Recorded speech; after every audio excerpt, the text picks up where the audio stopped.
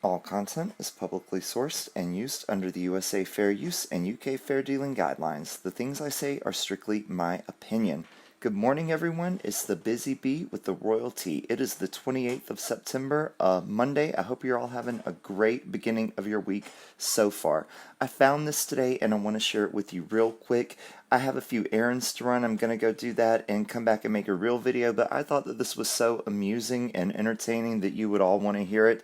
I know that some of you and I have all made jokes about Harry Harkle, if he was anything like his ancestor Henry VIII, that Smeggs would go the way of Anne Boleyn and Catherine Howard.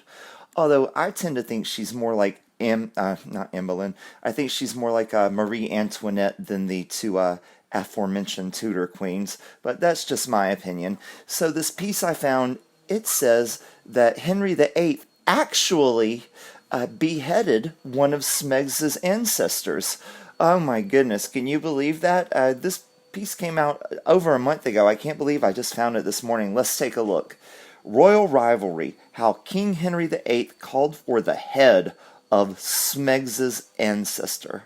Smeggs and Harry Harkle may be happily married, but the Duke's ancestor, King Henry VIII, once demanded that one of the one of the Nothings' forefathers be beheaded. The Harkles may have stirred up tensions with the rest of the royal family in recent weeks after snippets of an unauthorized biography provided new dramatic insight into megxit. Insiders have suggested that the supposed rift with Prince William and the Duchess of Cambridge began shortly after their introduction to Smeggs, and that she struggled to fit in with the rest of the firm. Still, the royals have not responded openly, and all senior members publicly wished the Nothing of Nowhere a happy birthday earlier this week. Yeah, this came out over a month ago. And rightly, the royal family does keep their mouth shut about things like this. Smeggs is the only one who broadcasts her opinion to anyone who will listen. However, the same cannot be said for previous tensions between Smeggs' family and the royal household.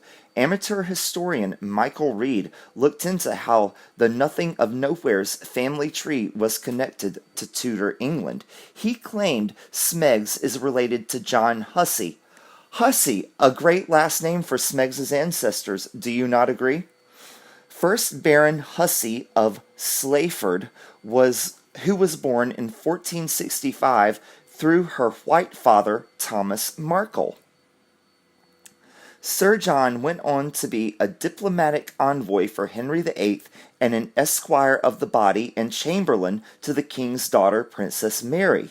The knight later carried the canopy over Princess Elizabeth, Henry VIII's second daughter, who would go on to become Queen Elizabeth I. However, Sir John fell out of royal favor when he was unable to subdue a rebellion in 1536 called the Pilgrimage of Grace. Sir John's loyalty was then questioned by the monarch, who had a reputation for violence, and he was found guilty of treason. He became a prisoner in the Tower of London, and was executed. He became a prisoner in the Tower of London and was executed. The crown also confiscated his estates, and his title was forfeited, even when his children were allowed to return to Parliament during Elizabeth I's reign.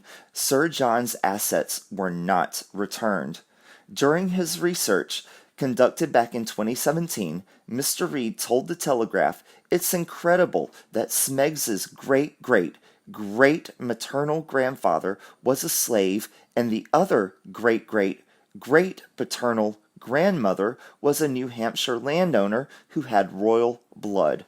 Mr. Reed also claimed that Smeggs' family may have already been aware of the link after discovering that an individual called Mike Markle had conducted his own independent research more than 2 decades ago.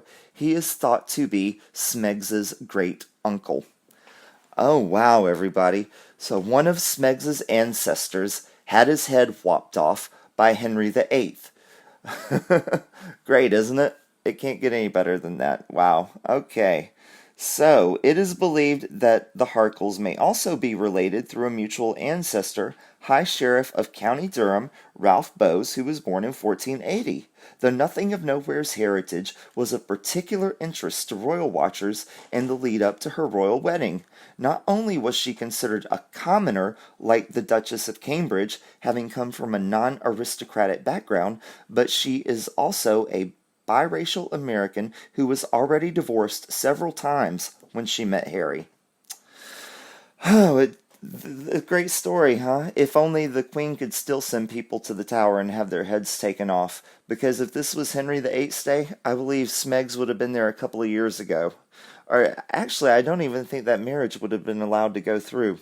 What do you guys think? But most of you agree with me. Okay, I'll be back shortly. Hope you all have a great day. See you soon. Bye-bye.